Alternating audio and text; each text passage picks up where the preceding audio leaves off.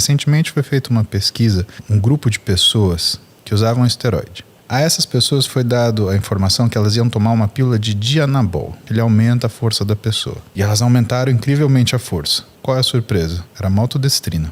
Eles não conseguem diferenciar o que é o efeito placebo do efeito real. Ah, mas Doc, será que não dá para fazer um ciclinho para eu animar? Para animar não precisa do esteroide. O esteroide, aliás, ele desanima, ele vai te deixar tão irritado.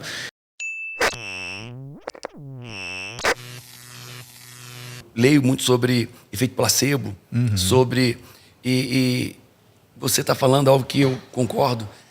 A forma de falar do medicamento vai fazer diferença. Um medicamento bem ministrado, 2 pessoas, eles tomam o medicamento como era para tomar.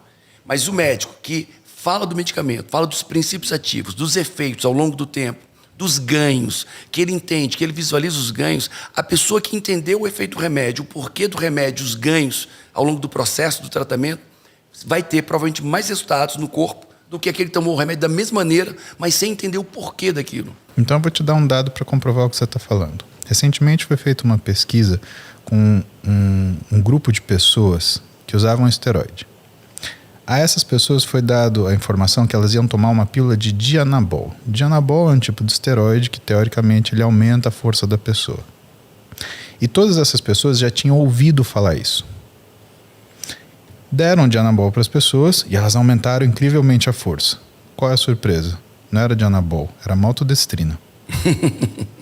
Então, essa coisa do efeito placebo, ela é importante até naquilo que a fisiologia explica. Por isso que, por exemplo, a gente sempre tenta elucidar o pessoal sobre o uso de esteroide. Porque, para a maioria da população, né, mesmo que aqueles que optam a utilizar, eles não conseguem diferenciar o que é o efeito placebo do efeito real. Eu vou te falar a seguinte frase, né, a que eu mais escuto.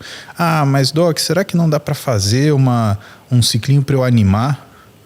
Eu falei, então, mas para animar você faz outras coisas. Você toma um café, se você está deprimido, você toma um antidepressivo. Se você, né, a gente, para animar, não precisa do esteroide. O esteroide, aliás, ele desanima, ele vai te deixar tão irritado que você vai querer pisar no seu chinelo, você vai querer chutar a porta da sua casa. Não é bem isso que acontece. Então, é uma coisa importante você saber aquilo que realmente funciona nas condições que ele precisa, porque senão as pessoas elas vão buscar placebos, né? E que é uma discussão mais difícil ainda, porque você fala, ah, mas se tem eficácia, pô, mas se tem eficácia, usa um placebo, não usa uma coisa real, né? Tem uma briga gigantesca, por exemplo, com o BCAA, né? Não sei se você já acompanhou alguma coisa. Tem muita gente que fala, ah, não presta, isso é uma bobagem, os estudos mostram que ele não é eficaz. Mas como os estudos são feitos? Eles são feitos de uma forma onde o BCAA é como se eles quisessem provar que ele não é eficaz. Isso não é lisura científica, Paulo. Eu aprendi com meu professor de pediatria que a gente investiga uma coisa e não cria uma narrativa para dar errado, né? O professor Fábio Conalopes foi meu primeiro professor de iniciação científica. Eu estava no 2º ano de medicina e a gente fez um estudo sobre obesidade infantil. E ele me ensinou isso, né? Porque eu, em determinado momento, cheguei, a gente tinha conquistado 50 famílias que tinham crianças obesas. Uau. Só que 6 famílias, elas desistiram. E aí o N caiu, foi para 44, e eu comecei a ficar preocupado, né? Você imagina, tinha 19 anos, 20 anos. Falei, cara, minha pesquisa vai pro brejo, né? Se todo mundo começar a desistir. E aí eu cheguei para ele, professor, mas a pesquisa vai dar errado. Aí ele sentou comigo e falou assim, Paulinho, por que você acha que vai dar errado? Eu falei, porque a pessoa está desistindo, quer dizer que aquilo que a gente faz não é bom. Ele falou, Paulo, escuta uma coisa, a pesquisa dá o resultado que ela dá. É isso que é o certo. Ela não dá o resultado que você quer. Isso é ciência. O resto é desonestidade.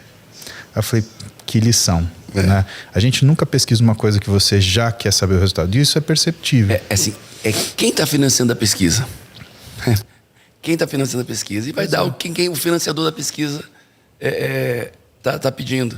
O pessoal que produz BCAA, eles mostram o que são as características bioquímicas do produto, né? Então, que ele provocaria um aumento de síntese proteica.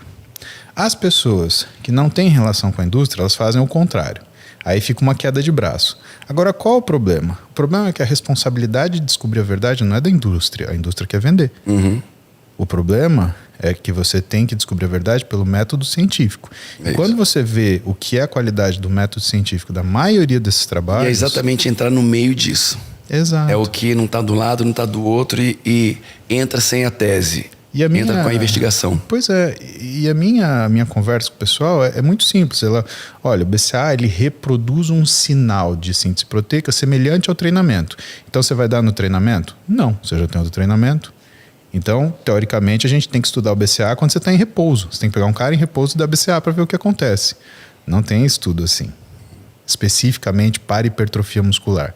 Né? Tem alguns que mostram degradação muscular diminuída quando você entrega BCAA. Tá? Só que degradação muscular não quer dizer síntese proteica. Né? Não é porque eu diminui degradação muscular que a síntese proteica aconteceu. Então, isso são coisas diferentes, que é outro problema das pessoas que não estão prontas para ler um artigo científico. É o que elas entendem sobre o que elas estão lendo. Tá? Mas dentro do que é essa questão... Os argumentos que a gente tem e se você tiver um paciente, por exemplo, que não é tolerante ao whey protein?